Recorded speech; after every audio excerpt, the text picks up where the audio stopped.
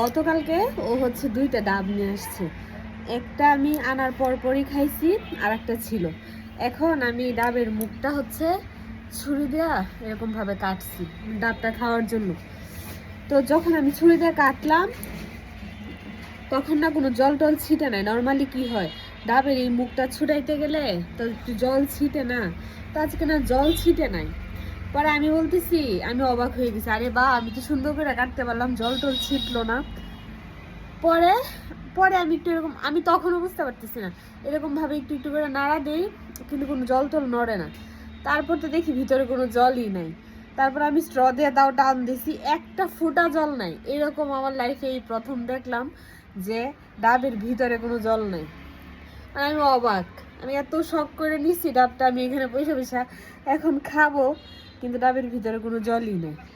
এমন আমি আর কখনো পাই না যে ডাবের ভিতরে জল নেই।